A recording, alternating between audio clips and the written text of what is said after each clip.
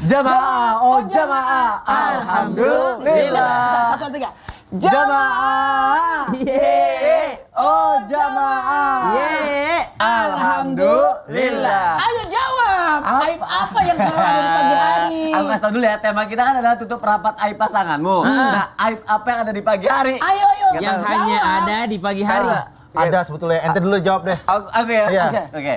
Aib yang ada di pagi hari adalah ibu dan ayah selamat pagi. Emang ada orang manggil ibunya Aibu? Emang ada orang manggil ibunya Aibu? Kira aja ibu gitu, lupa gitu. Iya. Kirain saya tadi ituan. Apa? Embun pagi. Enggak. Ya Allah. Nah, sekarang kan zaman sekarang kan orang-orang mikirin itu FYP. Dan nggak mau mikirin akibat apa yang akan diminta pertanggungjawabannya kelak di hari kemudian. Harusnya memikirkan apa yang terjadi di hari kemudian, bukan memikirkan yang viral-viral itu. Aku setuju. Kalau gini, benar nih, kita harus tanya sama Ustaznya. Ustaznya kan suka viral banget nih. Viral lagi. Ustaznya, tadi sama Ona nggak bahas mengenai FYP viral. Nah, sekarang kan juga lagi rame pasangan-pasangan yang nauzubillah min zalik. Saking pengen viralnya, popularitasnya, ngebuka aibnya. Itu benar gak sih? Akhirnya nih kalau Allah aja udah ngejaga aibnya, kamu malah kayak gitu. Allah akan membenci, terus kayak Allah jadi kayak nggak suka gitu. Baik. Mohon penjelasannya Ustaz Syam. Kami guru kami Imam Ustaz Maulana Mas Soni serta guru-guru kami yang dimuliakan Allah Subhanahu wa taala. Alhamdulillah wassalatu wassalamu ala Rasulillah amma ba'd. Jadi kita lihat dulu aib yang seperti apa yang ternyata dilarang untuk diperlihatkan atau dipertontonkan. Aib di sini yang dimaksud adalah mungkin kemaksiatan-kemaksiatan kita yang dahulu Allah sudah tutupi, jangan sampai untuk dibongkar kembali. Atau mungkin kemaksiatan-kemaksiatan yang dipertontonkan kepada orang lain. Allah membenci pendosa, Allah membenci pelaku maksiat, tapi Allah lebih membenci lagi orang yang berlaku maksiat dan dipertontonkan kepada orang lain. Karena di dalam Al-Qur'an disebutkan ba'da naqul a'udzubillahi minasyaitonirrajim illal ladzina amanu wa 'amilus solihati wa tawasaw bil haqqi wa tawasaw bis sabr. Surah yang sangat singkat, surah Al-Asr, namun surah ini selalu menjadi nasihat atau menjadi pengingat bagi para sahabat ketika mereka bertemu. Jadi ketika mereka saling bertemu, sebelum mereka berpisah, mereka saling membacakan surah Al-Asr sebagai pengingat bahwasanya apa yang kita bicarakan hari ini jangan sampai isinya adalah membongkar aib, jangan sampai isinya tidak saling mengingatkan dalam kebenaran dan tidak saling mengingatkan dalam kesabaran. Artinya harusnya pasangan suami istri bekerja sama tanpa bermaksud menggurui ataupun menceramahi, bekerja sama dalam kebaikan dan bekerja sama saling mengingatkan dalam kesabaran. Wa ta'awanu 'alal birri wat taqwa, saling tolong menolong dalam kebaikan dan ketakwaan, bukan saling memviralkan agar bisa dilihat banyak orang. Subhanallah. Kenapa saling memviralkan ini banyak terjadi? Karena sekarang orang mungkin ingin dapat daripada perhatian masyarakat, ingin dapat perhatian daripada orang lain, namun ternyata mereka lupa orang-orang masih bisa kok memperhatikan yang prestasi, tidak harus memperhatikan yang sensasi. Subhanallah. Maka dipikirnya saya nggak bisa viral dengan prestasi, saya mau viral aja dengan sensasi. Subhanallah. Maka Allah sangat tidak menyukai itu. Kenapa? Alasan yang pertama, Allah sudah tutupi, kenapa engkau bongkar kembali? Kan salah satu bentuk kasih sayang Allah adalah ketika Allah menutupi aib kita. Subhanallah. Andaikan Allah membuka aib kita, atau andaikan dosa itu ada aromanya, maka tidak ada orang yang akan dekat-dekat saling mendekat. Kenapa? Karena semuanya punya bau yang tidak enak disebabkan karena dosa-dosanya.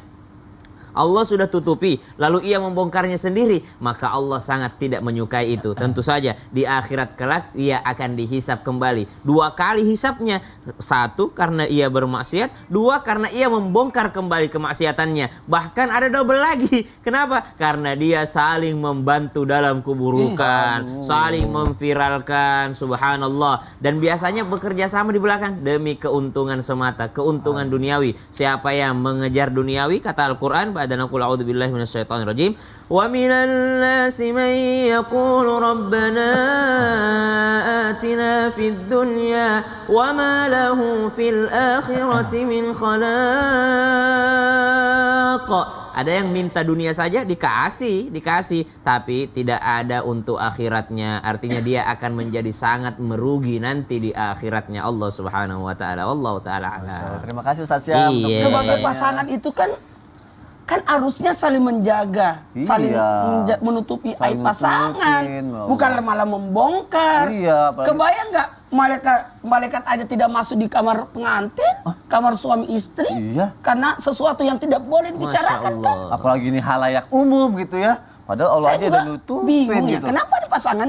Tapi gini deh, kali kan kita ngebahas mengenai istri yang ngebuka aib suaminya. Iya. Kayaknya harus dibahas juga suami yang ngebuka aib istri. Memang ada. Ada nih, kita harus tanya sama Habib Ya Usman. Allah. Bagaimana nih caranya supaya tidak terjadi seperti itu? Waduh. Setuju kan ya? Setuju dong. Habib Usman, mohon penjelasannya dong. Bagaimana caranya nih supaya suami itu nggak suka mengubah aib istri gantian gitu kan? Jadi sama-sama. Tadi kan seperti Ustadz yang bilang nggak saling ngebongkar Iya gitu. juga.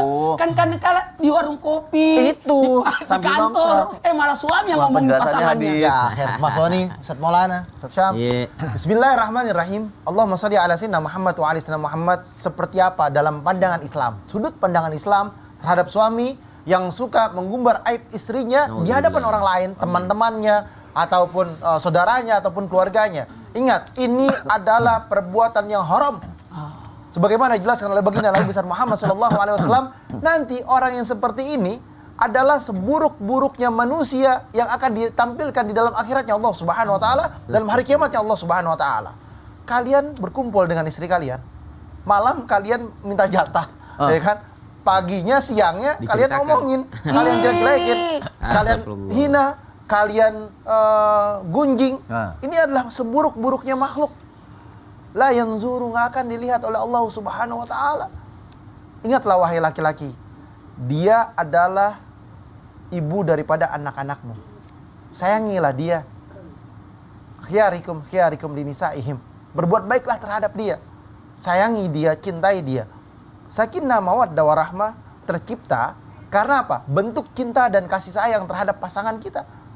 Ketenangan, cinta, kasih sayang, kebahagiaan, rumahmu, surgamu, kebahagiaan dalam rumahmu adalah bilisanihim, daripada lisanmu yang baik, kata-katamu yang baik. Kalau istri kita dengar, wah, kira-kira perang nggak tuh? Mas Iya, Sony? nggak suka dia Wah, suka, diceritain. misalkan, wah istri saya tuh begini, jelekin.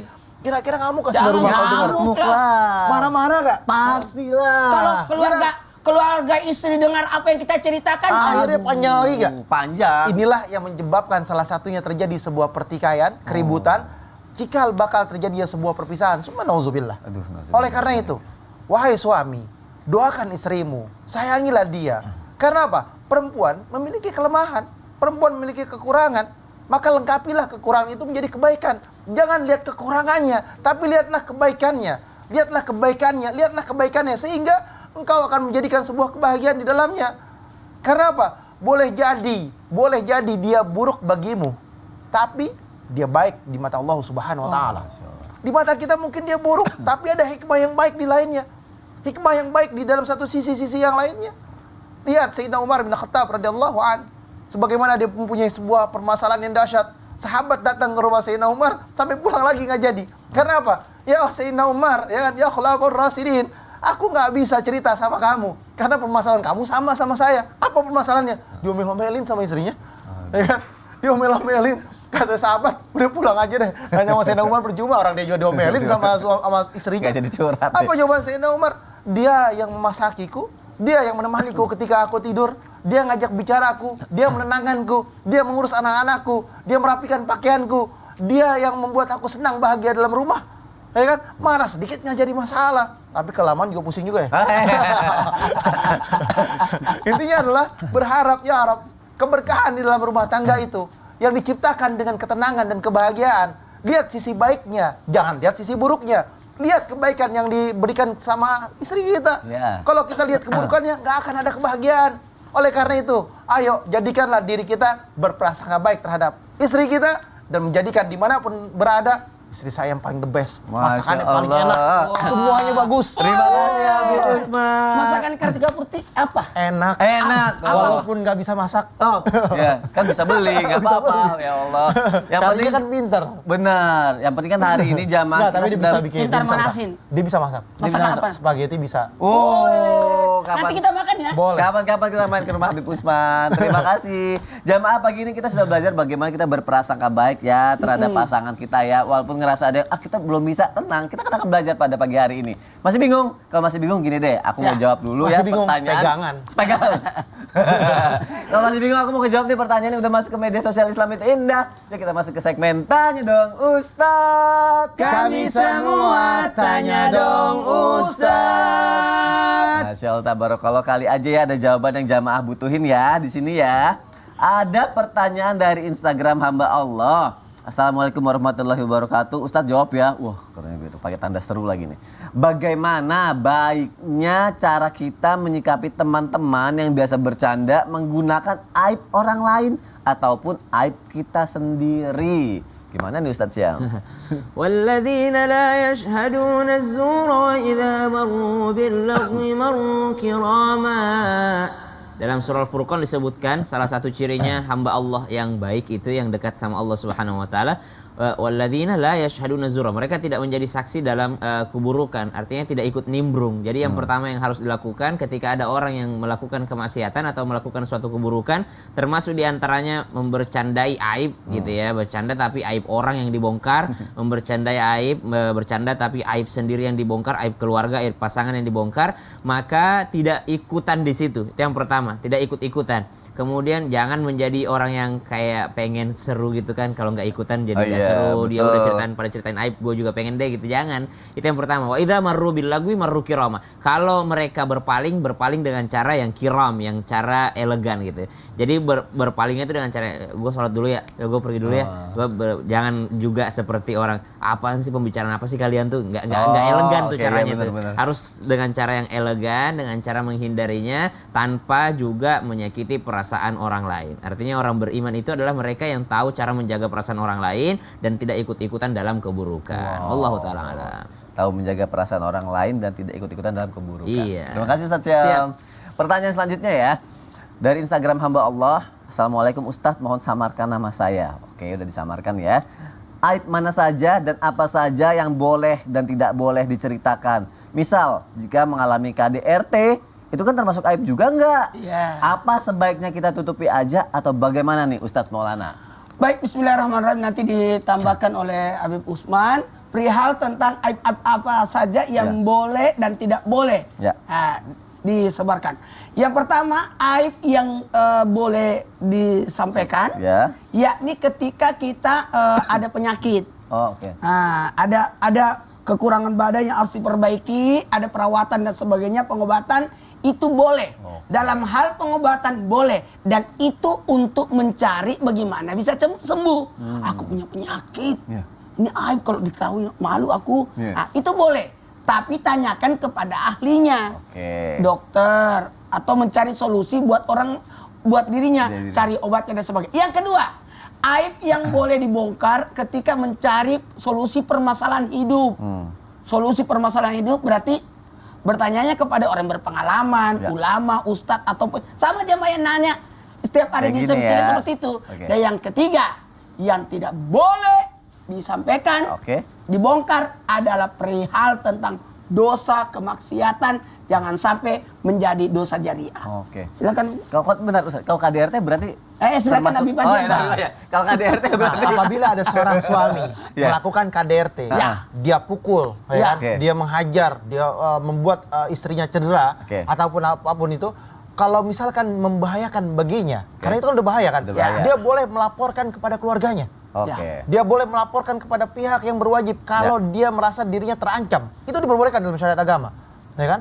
Maka dia mencari sebuah perlindungan, tapi bil ma'ruf, dengan cara yang baik. Tidak menjadikan sebuah ini adalah hal yang padahal cuma mukulnya sedikit, ya kan? Dilebih-lebihin. Wah, ini parah, ini begini, itu nggak boleh. Maka ceritakan apa adanya dan yang terjadi sesuai dengan kejadian tersebut. Karena apa? Meminta perlindungan itu pun diperbolehkan dalam syariat. Kenapa? Suami tidak boleh memukul istrinya, apalagi menggampar, mukul, gebuk, nonjok, ya kan? Atau membuat babak belur mukanya, atau dibanting, ya kan, sampai bocor kepalanya. Misalkan seperti itu. Jadi itu yang tidak diperbolehkan dalam syariat agama. Maka suami harus berbuat baik terhadap istrinya dengan kalimat-kalimat yang baik. Kalau dia salah, Dalam syariat agama apa? Maka kasih tahulah dia, tegurlah dengan kalimat-kalimat yang baik. Gak bisa ditegur, maka diamkan dulu. Sebentar, dikasih ketenangan, ya kan? Kasih kesempatan dulu. Kasih kesempatan dulu, dikasih ketenangan dulu, ya kan? Maka inilah dalam satu agama nih, ada tahap-tahapannya. Nanti insya Allah akan dijelaskan sama guru-guru kita. Masih panjang. Masih panjang, makanya jangan kemana-mana Jamaah. Jadi penasaran. Jadi penasaran. Terima kasih guru-guru untuk jawabannya. Semoga untuk yang satu ini terjawab ya Jamaah yang ada di rumah ya.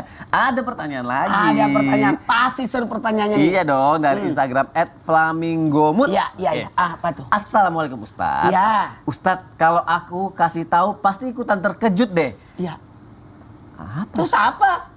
Nggak tahu. Ya Allah jamaah, aduh jamaah, kalau komen, kalau bertanya tolong yang jelas, jangan nanggung, kita juga bingung. Aku juga Jadi kan terkejut tuh. penasaran. Itu doang. Jadi apa? Kita cari tahu nih kira-kira ada lanjutannya apa enggak ya. Terkejut, kan betul terkejut. Jamaah di rumah pasti terkejut Iya, juga. udah deh. Kalau gitu jamaah sambil sama-sama terkejut, sama-sama bingung, tetap di Islam itu indah ya. Ada kelanjutannya nggak nih ya? Jamaah, oh jamaah. Alhamdulillah. Enggak Kalau lama berarti pertanyaan lihat